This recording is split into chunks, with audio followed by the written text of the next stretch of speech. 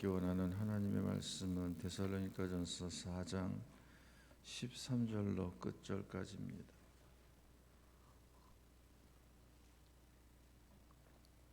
데살로니가전서 4장 13절로 18절까지 한 절씩 교독하십니다.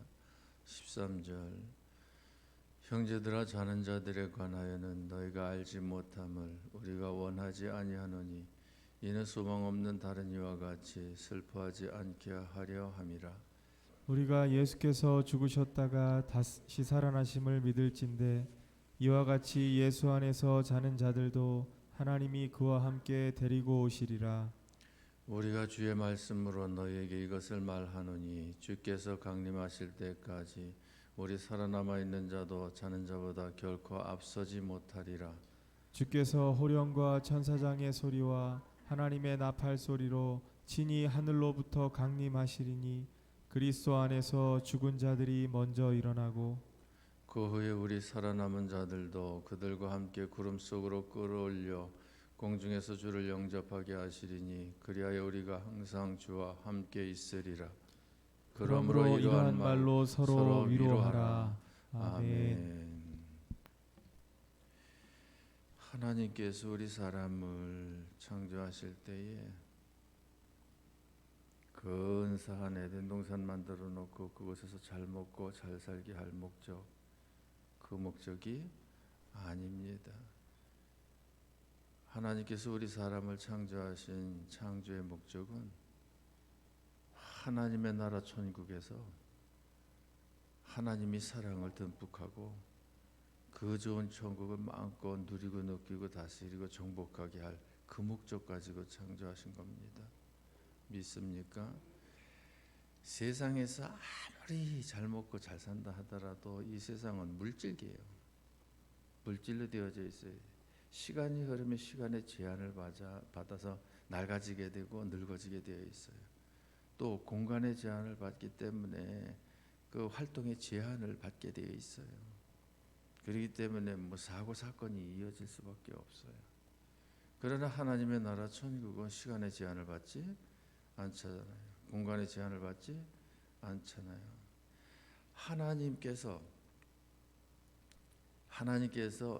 당신의 거처, 언제까지 사용할 거처, 영원토록 사용할 거처로 전능하신 능력으로 만드신 그 천국 하나님의 나라하고 이 세상 임시 거처로 하나님의 형상대로 지음받은 우리 사람들로 하여금 천국을 기업으로 받아 누릴 수 있는 실력 향상을 위해서 영적 훈련장으로다가 사용할 그 목적 가지고 창조한 세상하고 이게 상대적으로 비교가 돼야 안 돼. 예비군 훈련장에서 살고 싶은 사람 아니면 여기 저 123층짜리에 100평 집이 있다 그러더라고요. 누구요? 클라라 맞냐? 클라라가 거기 산다 그래. 김정은 선생님 맞아요? 그 아가씨 봤어요? 난 봤는데 사진에서. 그런데 100층에서 산다고 그러는데 그 높은 데서 난 어지러워서 못 살겠구만. 그렇게 산들 세상에서 아무리 좋은 조건 가운데 산다고 해도 천국만 하겠냐 이 말이에요. 천국하고는 비교한다는 것 자체가 모순이지. 그런데 많은 성도들이 어떻게 생각하고 있는가 하면 아담과 하와가 선악과만 따먹지 않았으면 어디서 영원토록 사는 건데 에덴 동산에서 영원토록 사는 건데 그만 선악과를 따먹음으로 인해 가지고 에덴 동산에서 영원토록 살지 못하고 쫓겨나게 되어 가지고 요같이 개고생을 한다고 그러는데 이 선악과를 따먹지 않았으면 에덴 동산에서 영원토록 살았다. 그 말이 성경에 어디 있냐고요? 그 말 성경에 없어요. 성경에 있다라고 하는 것은 타락하기 전 하나님께서 복 주셨을 때 어떻게 말씀하시는지 압니까?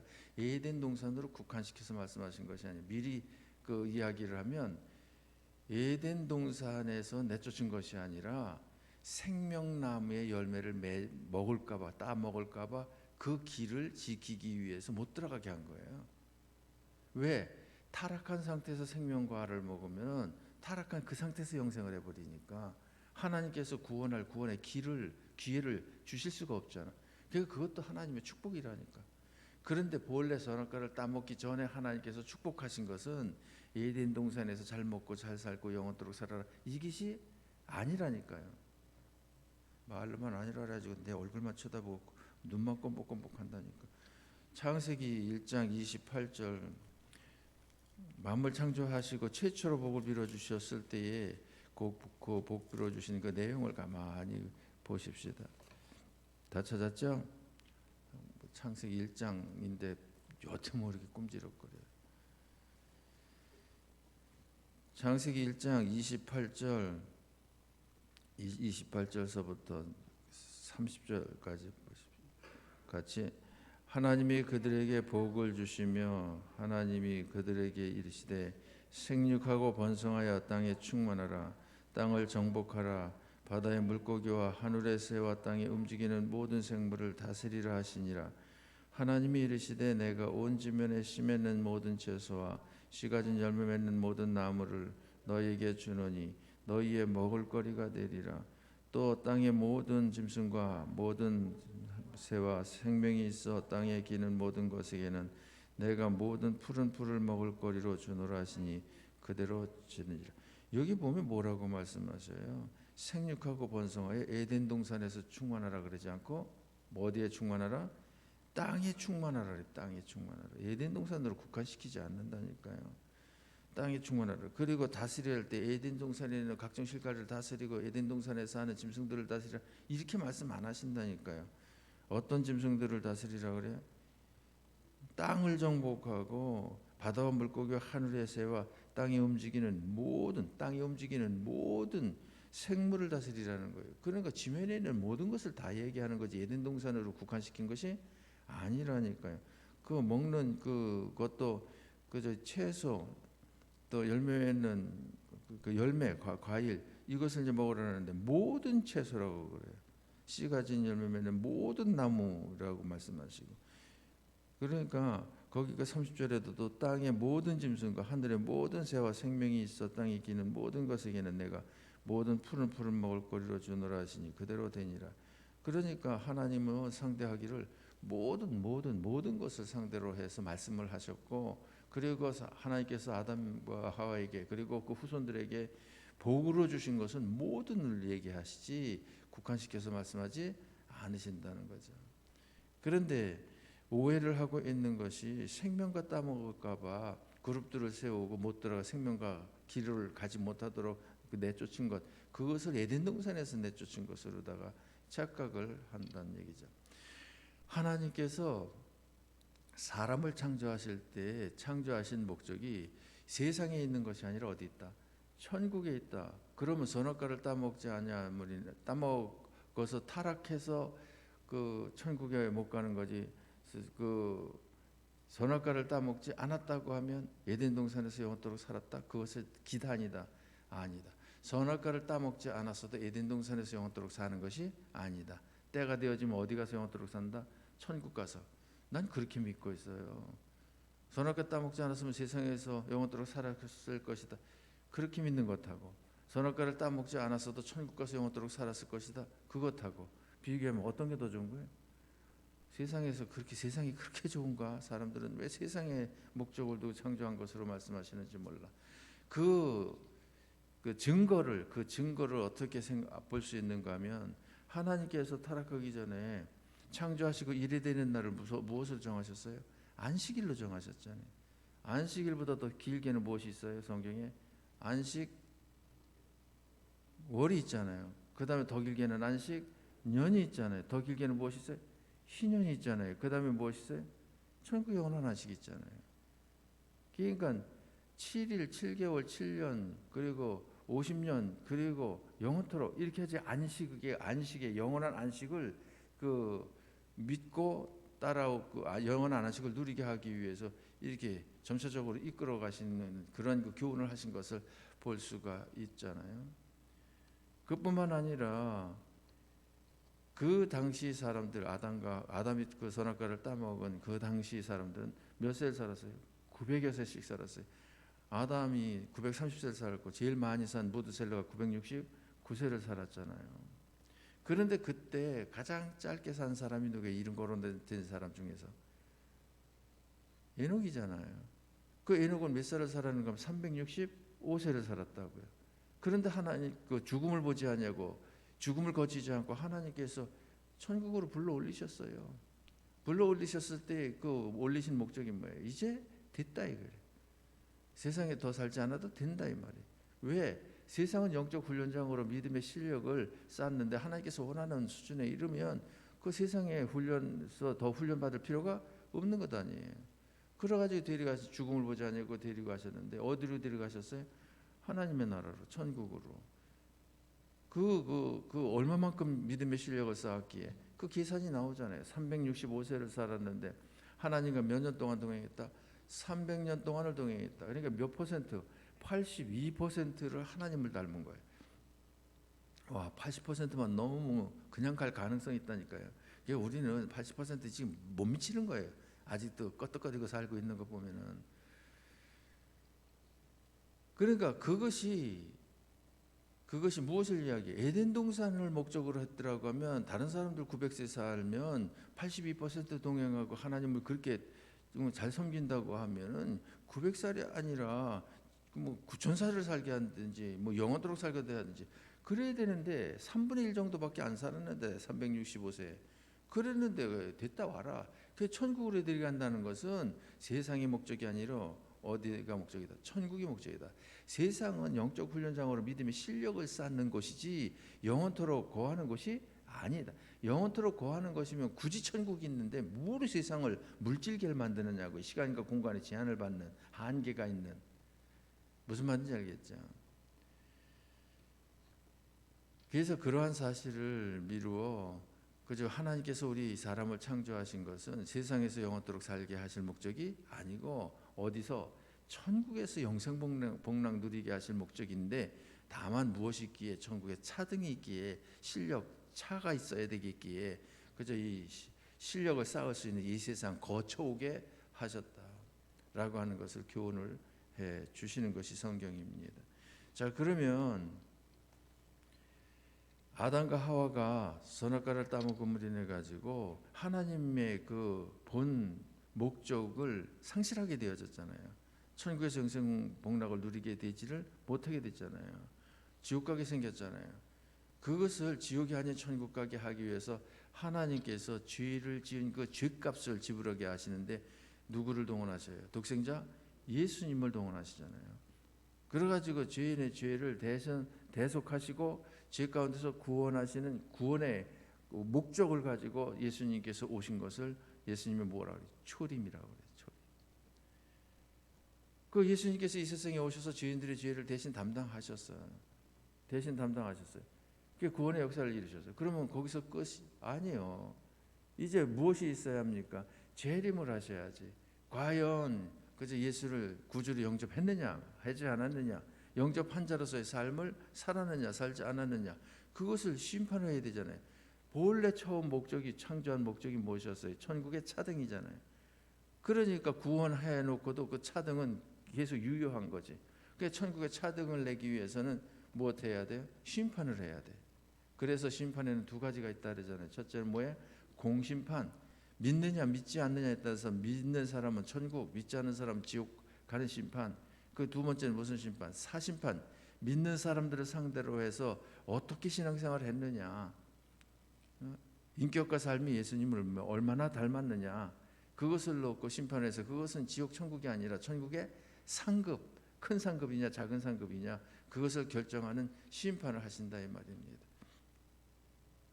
그 여기까지 왜 내가 쭉 이야기했는가 하면 데살로니가 전서를 가지고 새벽마다 쭉 해왔잖아요. 해왔는데 데살로니가 전서에서 무엇을 목적으로 말씀을 계속 하시는가 하면 예수님의 재림을 목적하고 계속 말씀하시는 거예요. 1장에서도 말씀을 쭉 하시고는 결론은 목적은 재림. 2장도 쭉 말씀하시고는 결론 목적은 재림. 3장도 4장도 5장도 1장서부터 끝장 5장까지 재림에 대해서 쭉 말씀하시는데 이것은 우리가 이 시간 잠깐 찾아봐야 돼요. 왜? 그래 우리가 재림에 대해서 너무 인식하지 아니하고 살거든요. 재림에 대해서 좀 인식을 새롭게 할 필요도 없고 진하게 할 필요도 있어요. 데살로니가전서 1장 10절 말씀 시간 관계상 설명은 길게 하지를 못합니다. 1장 몇 절이요? 10절 같이 또 죽은 자들 가운데서 다시 살리신 그의 아들이 하늘로부터 강림하실 것을 너희가 어떻게 기다리는지를 말하니 이는 장래에 노하심에서 우리를 건지시는 예수시니라. 자, 예수님의 재림을 말씀하실 때에 예수를 믿었느냐? 제사함 받았느냐? 하나님의 진노에서 벗어났느냐? 재림하실 그 예수님이 나를 죄 가운데서 구원하신 예수님이시다. 이걸 이야기를 해요. 그 다음에 2장 19절 다 찾았죠? 지금 펼쳐놓고 보는 거잖아요, 그렇죠? 같이 우리의 소망이나 기쁨이나 자랑의 면류관이 무엇이냐? 그가 강림하실 때 우리 주 예수 앞에 너희가 아니냐? 거기도 강림 말씀하시잖아요. 그럼 여기 강림 말씀하실 때는 또 뭘 말하는 거예요? 성도와 성도가 서로 믿음의 유익을 도모하기 위해서 그 교제를 잘 했느냐, 잘 섬겼느냐? 그래 지금 서로가 서로에게 무엇이 되게 하고 살았느냐? 소망이 되고 기쁨이 되고 자랑의 면류관이 서로가 되어질 수 있는 그러한 그 신앙생활을 지금 펼쳐왔느냐? 그것을 말씀하세요. 예수님 재림하실 때 그거 본다는 거예요. 그 실력을 본다는 거예요. 그 다음에 3장 몇 절? 13절 같이 너희 마음을 굳건하게 하시고 우리 주 예수께서 그의 모든 성도와 함께 강림하실 때에 하나님 우리 아버지 앞에서 거룩함에 흠이 없게 하시기를 원하노라. 예수님 재림하실 때에 무엇 하기를 원한다? 흠 없기를 원한다. 거룩함에. 이 말은 무슨 말이에요? 하나님의 자녀다운 자녀로서의 삶을 천국 백성다운 삶으로 백성다운 자녀다운 이런 모습을 재림하실 때 보시겠다 이 말입니다. 그러면 보실 그 주님 앞에 보여 드려야죠. 아, 너 참 흠이 없구나. 하나님의 자녀답다, 백성답다. 그것이 이제 심판의 기준이 될 수 있죠. 그 다음에 오늘 4장 몇 절에 보니까 13절서부터 쭉 우리가 봤잖아요. 봤는데 그건 이제 오늘 본문이니까 좀 이따 설명하도록 하고 거기도 보면 이제 재림에 대해서 쭉 말씀을 하셔요. 몇 절에 말씀하셔요? 13절부터 18절까지 다 말씀을 하시는 거예요. 말씀하시는데 강림하신다고 하는 말씀이 몇 절에 나와요? 15절 같이 우리가 주의 말씀으로 너에게 이것을 말하노니 주께서 강림하실 때까지 우리 살아남아 있는 자도 자는 자보다 결코 앞서지 못하리라. 그래서 간단하게 먼저 얘기하면 여기 4장에서 강림은 무엇을 말씀하시는가 하면 재림하실 때에 부활하는 순서가 어떻게 되느냐를 말씀하셔요. 부활의 순서. 그건 좀 이따 얘기하도록 하고 그 다음에 5장 23절 말씀 보면 같이 평강의 하나님이 친히 너희를 온전히 거룩하게 하시고 또 너희의 온 영과 혼과 몸이 우리 주 예수 그리스도께서 강림하실 때에 흠없게 보존되기를 원하노라. 여기도 보면 예수님 강림 말씀을 하시는데 강림하실 때 어떻게 되기를 원한다고요? 영과 혼과 몸이 거룩하게 온전히 보존되어 있기를 원한다는 거예요. 그러니까 그저 잘했다 칭찬받을 수 있는 참으로 그저 잘 닮았다 멋있는 그저 이 자녀다 백성이다라고 할 수 있는 그래서 그러기 위해서는 무엇을 하라고 강조를 합니까? 항상 기뻐하고 쉬지 말고 기도하고 범사에 감사하고 성령 소멸하지 말고 예언을 멸시치 말고 범사에 좋은 것을 택하고 악은 모양이라도 버려야 된다라고 하는 것을 앞부분에서 말씀을 하셨죠. 자, 그러니까 강림하신다, 재림하신다라고 하는 것은 틀림없는 사실입니다. 믿습니까? 이에 대해서 13절 말씀 보십시다. 같이 형제들아 자는 자들에 관하여는 너희가 알지 못함을 우리가 원하지 아니하노니 이는 소망 없는 다른 이와 같이 슬퍼하지 않게 하려 함이라. 형제들아 자는 자들에 관하여 자는 자들이 누구예요? 새벽기도 안 온 사람들, 지금 자는 사람들 그 사람들인데 여기서 자는 사람들은 누굴 얘기하냐면 죽은 자를 이야기해요. 죽은 자에 관해서 너희가 알지 못함을 우리가 원치 아니하노니. 그러니까 죽은 자에 대해서 이 불신자들은 몰라요. 뭘 몰라? 죽은 것으로 끝난 것으로 알지 죽은 자가 앞으로 어떻게 되어질 것에 대해서 그걸 모른다 이 말이에요. 우리 이는 소망 없는 다른 이와 같이, 소망 없는 다른 이가 누구예요? 불신자들이죠. 슬퍼하지 않게 하려면. 그러니까 그들은 그 가족이 죽었다 그러면 이제 끝났다, 이제 영원한 이별이다. 그리고는 그저 뭐 어떻게 살라고 땅바닥을 치면서 그저 방성대곡을 하는 거예요. 그런데 우리 믿는 성도들은 가족이 장모님도 얼마 전에 가셨잖아요. 그 김조사의 어머니도 얼마 전에 가시고 가시는 분들 많이 있잖아요. 우리 주위에 그 성도들 가정에 김윤기 그 집사님 어머니도 가시고 많이 있는데 돌아가셨다 그러면 믿지 아니하는 불신자들은 이해를 못하는 것이 있어요. 그게 뭡니까? 그리 슬퍼하지를 않아. 분위기가 어둡지를 않아. 침통하지를 않아. 왜 그렇습니까? 우리들에게는 무엇이 있으니까? 죽음 후에 부활에 대한 신앙이 있으니까. 그러니까 죽음은 끝이 아니다. 죽은 것으로다가 뭐 영원한 이별이 아니다라고 하는 것을 우리 아니까. 그러니까 소망 없는, 믿음 없는 그 천국에 소망 없는 사람들 그걸 모르는 거예요. 그러니까 그들은 슬퍼해. 그러나 우리는 슬퍼할 일이 아니에요. 이별도 잠깐의 이별이에요. 그리고 나에게 그 가신 분이 오는 것이 아니라 가신 분에게 내가 따라가는 거예요. 얼마 후에. 그러면 따라갔더니 같이 살기는 어디서 살았는데 세상에서 지지고 볶으면서 그 살았는데 지지고 볶으면서 살아는 것은 다사다난한 그 삶을 살았다 이 말입니다. 그런데 어이구 먼저 가신 분 한 걸음 먼저 앞서 가신 분 뒤따라 가서 그분이 먼저 가신 곳에 가보니까 이건 웬일이요? 그곳이 어디요? 천국이잖아요. 세상과 비교가 돼야 안 돼요. 비교가 안 되죠. 가본 것처럼 얘기하네. 가보지 않았어도 아는 거지. 성경에 다 기록되어 있는데. 그리고 우리가 이 세상에서 믿는 자로서의 삶을 살 때에 가보지 않아도 경험하고 체험하고 그저 느끼게 만들어 놓으셨잖아요. 그래서 천국은 가봐서 아는 것이 아니에요. 가보지 않아도 세상에서 우리가 신앙생활 중 경험하고 체험하는 것이 천국이에요. 그것을 성경에서 말씀하시잖아요. 천국 열쇠를 내게 주느니 땅에서 무엇이든지 매이면 천국에서도 매인다. 땅에서 무엇이든지 풀면 천국에서도 풀린다. 그러셨잖아요. 그러니까 천국은 경험하고 체험하고 사는 곳이지 막연한 것, 추상적인 것이 이론적인 것이 아니다 이 말입니다. 믿습니까? 그러니까 우리는 이 죽음에 관한 두려워하지를 않는 거예요. 무서워하지를 않는 거예요. 오히려 어떤 면에선 기다리는 거죠. 기대하는 거죠. 기다리고 기대한다라고 하는 것은 이것이 그 믿음의 실력인 거죠. 믿음의 실력이 좋으면 좋을수록 천국의 사모함이 크고 믿음의 실력이 적으면 적을수록 천국 사모함이 적고. 그러니까 13절 말씀에서 소망이 없는 다른 이들, 그러니까 다른 이와 같은 그러니까 불신자들 같이 우린 슬퍼하지 않는다. 왜? 이 죽음에 대해서 우리는 잘 알고 있기 때문에. 14절 같이 우리가 예수께서 죽으셨다가 다시 살아나심을 믿을진대 이와 같이 예수 안에서 자는 자들도 하나님이 그와 함께 데리고 오시리라. 거기 보면은 예수님이 죽으셨다가 다시 살아나셨다, 부활하시면서 사셨다. 이 사실 우리가 믿는다 안 믿는다? 믿는다. 믿죠? 믿습니까? 그 믿는다. 이와 같이 예수 안에서 자는 자들도, 예수 안에서 자는 자가 누구예요? 예수를 믿고 죽은 자. 여기서도 자는 자도 죽은 자를 얘기를 하는 거예요.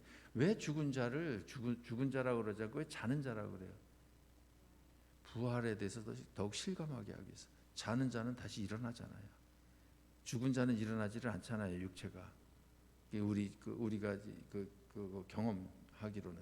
그런데 자는 자는 아침에 일어나잖아요. 그러니까 부활의 아침에 그 죽은 자가 다시 일어날 것을 전제로 자는 자라고 표현하는 거예요. 그러니까 먼저 돌아가신 그 부모 형제들 그들은 지금 무엇 하고 있어요? 자고 있다니까요. 부활의 아침에 무엇 할 거예요? 깨어 일어날 거라니까요. 믿습니까?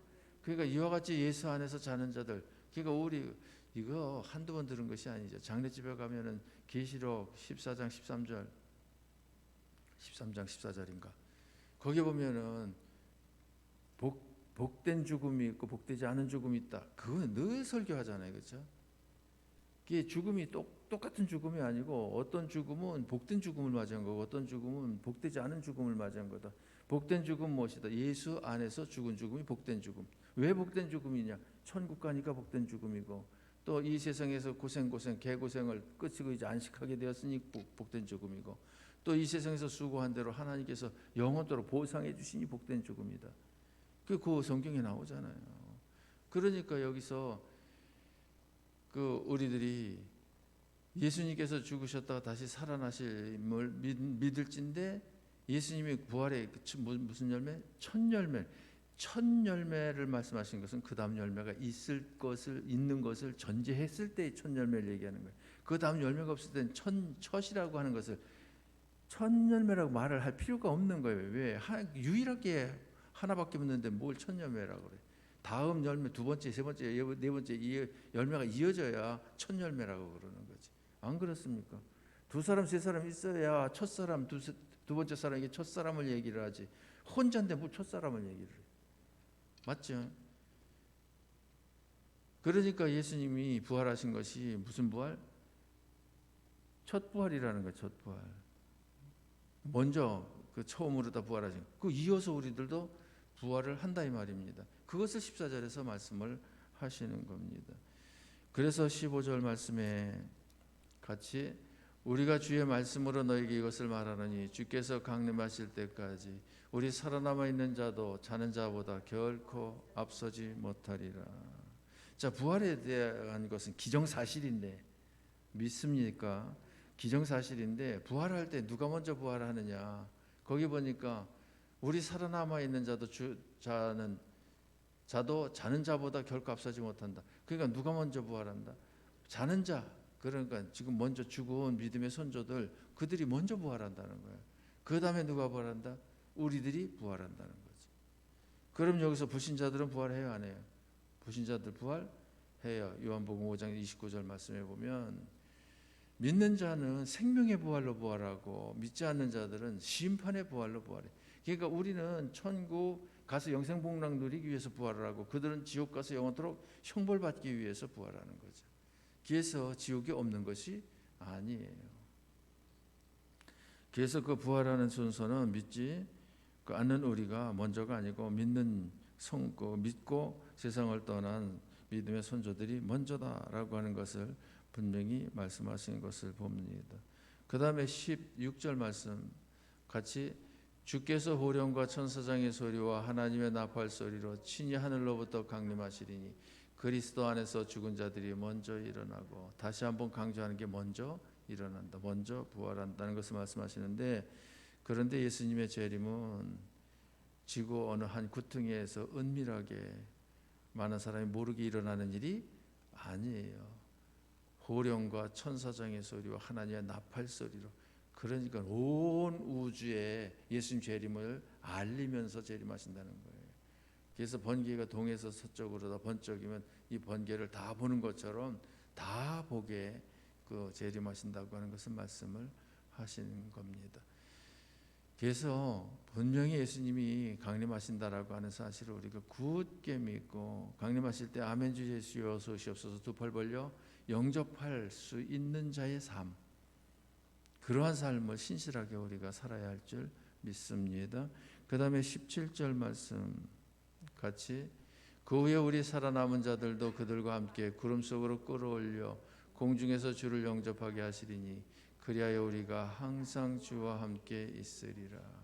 그러니까 주님은 먼저 그 세상을 떠나 죽은 성도들과 함께 그저 이 부활의 현장으로 내려오고 우리 살아있는 자들은 올라가고 그래서 이 공중에서 뭐 혼인잔치 하는 것을 이렇게 또 계시록에 말씀을 하고 계시는 것을 볼 수 있죠. 그래서 공중에서 주를 영접하게 한다. 그러니까 왜 공중이라고 그랬을까? 우리가 땅에 속한 자가 아니고 이제 천국으로 갈 자니까 이제 이 땅을 부활함을 통해 가지고 세상을 떠나는 거죠. 떠난 상태를 이야기하는 거죠. 그래서 이제 주님 만나가지고 이제 신령한 몸으로 변화되어져서 부활의 몸을 가지고 그래서 천국으로 다 입성하는 이러한 그 종말론적인 역사가 일어난다라고 하는 것을 말씀을 하십니다. 그다음에 끝절 18절 말씀 같이 그러므로 이러한 말로 서로 위로하라. 그래서 이 부활에 대한 믿음을 굳게 하시기 바랍니다. 그리고 부활의 첫 열매가 되신 예수님 오실 때 부활할 줄 믿으시기 바랍니다.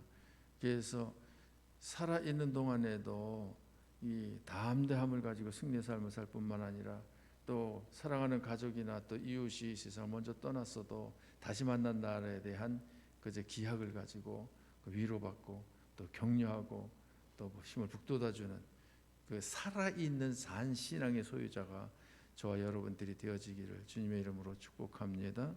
기도하십시다.